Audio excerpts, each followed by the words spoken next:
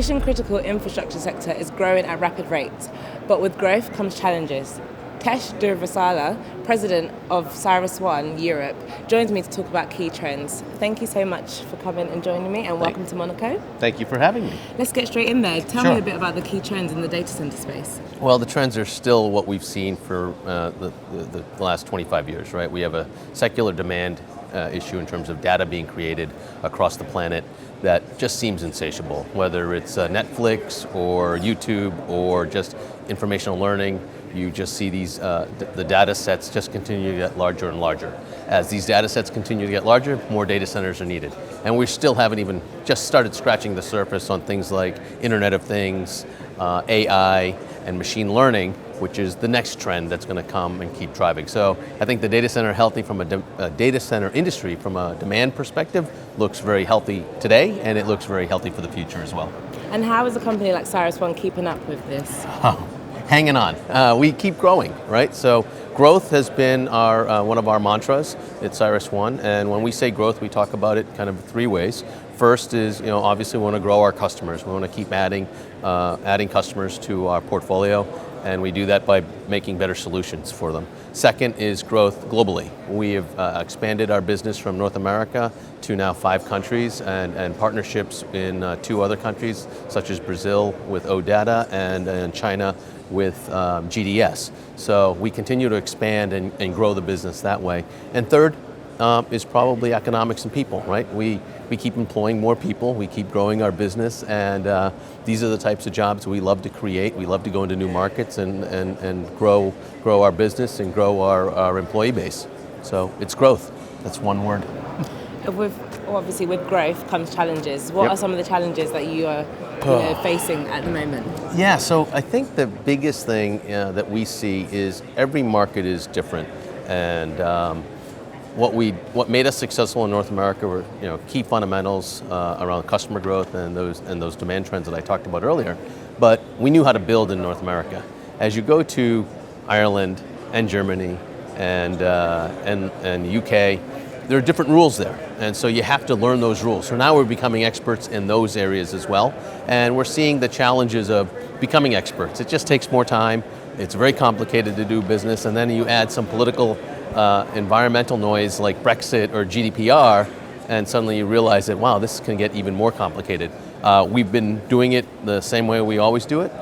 Smart people making good decisions, and that's how we've been handling those challenges. But it's definitely a challenge to continue to grow at the rate we're growing at. And how much of an impact is Brexit having with the data center space? Because there is so much about Theresa May, everything that's happening. What impact is the data center feeling? So I think it's not necessarily the data center industry as much as business in general, right? Okay. It just definitely feels like they want resolution to it. Stay or go, not my call. It's Miss May and Parliament's call, but or the future Prime Minister. But really, what's happening is everything's stalling, and it just takes a little bit longer. So most businesses just enjoy certainty of the environment, certainty of trade, certainty of currency. These are the things that we're really looking forward to. And so right now, we're having a little a pause in that certainty as Parliament figures out how to get this resolved. So I think if we could just, as the British say, get on with it, I think we would really enjoy it if we could get on with this. And as a company, as CyrusOne, how are you installing kind of certainty, but within your own company, so that your employees don't feel a certain kind of way, they don't feel... So we're doing what we do, right? We're adding customers, we're growing our business by adding more commercial customers in London and Frankfurt and Ireland. We see, we're putting more people to work, we're hiring more people, and that's how we're bringing them certainty. If you grow a business successfully over a long period of time, people get comfort in that. Your investors get comfort in it, your employees get comfort in that, and that's what we've been doing. And sustainability is a big topic at this Data Cloud Congress. It's everywhere. Mm-hmm. How is CyrusOne going green? What are they doing? What are the initiatives? Everything. So you must have listened to my last panel, because that was my concern that keeps me up at night, is what the countries, and I mean this is a global challenge that we all face. How power is created, wind, natural gas, traditional sources, what you do with it, or how it's getting to the data center, and then how you use it. So it's a big topic. All of us have to work on it together. Right now we're starting off, right now we have a closed loop water system. So sustainability for us right now is about making sure that we're not using or overburdening any of the sewer or water systems that when we go into a market, our data centers do that. As we continue to grow, we need to figure out wind, natural gas, solar, whatever we can to start moving this forward. I think the innovation happens by customers, and so our customers are insisting on it. They're working on it as well. So I think together we'll be able to find a solution, hopefully in the next 5 years. But I think, like everything, we've gotten a lot better. So if you looked at a data center 15 years ago, 20 years ago, in London, you go down to Canary Wharf, banks were building data centers for $15 to $20 million a megawatt, 20 million pounds a megawatt. Now we're spending less than $10 million on a megawatt. So we've gotten very efficient on that side. The PUEs, how they use the power in the data centers, was upwards of 2.5. So that means they're using 2.5 times more energy than they need to use. Now they're down to sub 1.5. So in the last 10 years, we've seen innovation get us 50% better. We need to now get that another percentage better. And you spoke about in the next 5 years will be a bit better, but when do you feel like there'll be an actual timestamp of the whole sector managing to cover sustainability and being on top of the game? Well, you're seeing, pressure points, tension usually is brings up innovation, and for the longest time we did not have all this tension. Now you're seeing it. You're seeing the tension at the distribution level. You're seeing the tension at the municipalities. How do they legislate? Who gets power? When do they get it? So that tension is going to necessitate us figuring it out. And we're dealing with some of the smartest customers on the planet, right? Between Amazon, Google, Microsoft, Tencent, Alibaba. These are some of the brightest minds the planet has to offer. Together with CyrusOne and some of my competitors, we're going to all work together to figure this out. And I think we will, because now the tension point is getting pretty tough. And switching it up a bit, in terms of your recent acquisitions, Sure. What was the rationale behind them in general? Sure. So it really comes down to one thing, and it's always driven us: our customers. Our customers have asked us to have a global platform, and so when they asked us to do that, we went and sought out acquisition.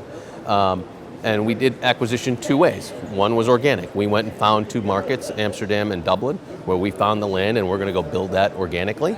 And then we found two other markets, Frankfurt and London, through a company that was already operating in those two countries, and we bought them end of last year. So it's basically 50-50, 4 markets, 2 by acquisition, 2 organically, and it's all because our customers said these are where we want you to go. So our innovation has always been through our customers, and our M&A and our acquisitions are pretty much the same thing. And when I think about acquisitions, it's not always buying a company. It's buying just getting into a new market. To me, is acquiring something new for our portfolio, and that's the way we think about it. So, and it's been great. In the Xenium acquisition, the thing that I think we picked up, which is just irreplaceable, is a bunch of smart people. We got 35, 40 employees that are just tremendous assets to the business. Their local knowledge, their collaboration, their ability to help us scale our business now in Europe, across the European theater. You can't do that without smart people, and we've got some great smart people. So we're happy about that. And in terms of the data center industry as a whole, where do you see it in the next 20 years? Oh, just keeps growing. It's kind of like what we talked about earlier, right? So what drove our trends in the last 5 years, first 10 years of the industry, were just computing and the creation of data around simple applications, consumers. Now we're seeing all the commercial and the enterprises also catching up to cloud. So, and that, like I said, doesn't even take into account artificial intelligence, doesn't take into effect Internet of Things, doesn't take into account machine learning. So as those continue to develop, we're going to just see the trends continue to work up and to the right. So I think the data center industry is healthy today, and it looks like the demands and the secular trends will make it healthy for tomorrow. And in terms of acquisitions, how do you tackle the more challenging sides of delivering It's like everything. You got to do it carefully and thoughtfully. We have our head of our M&A team is Jonathan Schildkraut, Chief Strategy Officer. Jonathan has done a tremendous job of getting us into all these markets and making us a global enterprise. But behind Jonathan is a support group of the executive leadership team. And together, we all look at it from our subject matter expertise. So our finance team looks at it from the financial side. I look at it from the commercial side. Our ops and construction people look at it. So you have to analyze the whole cake before you can buy it and take a slice. But we are definitely, working hard on all fronts. So I think acquisition will continue to be part of our strategy over a long period of time. But in the short term, we've got everything we need right now. We've got enough land, we've got enough buildings. We got to go execute and get more customers. And what tip would you have for a data center company, maybe that's smaller than CyrusOne, that is struggling to... They shouldn't get into this. They should stay out of the business. It's really not that good for them. I was actually going to say that was struggling to keep up with sustainability in terms of funding. What tips would you have for them? Well, I think ultimately, there's a lot of competitors and a lot of nimble competitors in the business, and they're all worthy adversaries. In terms of tips, revenue typically is a good place to start. Increase prices. They should stop lowering prices. They should increase prices, and they should always behave appropriately in the battlefield. There is a code of conduct that I like to make sure that we all adhere to. So that's it. Thank you so much for joining me today. Thank you. Don't forget, you can follow Data Economy on Facebook, Twitter, LinkedIn, and Instagram, and visit our website on www.data-economy.com.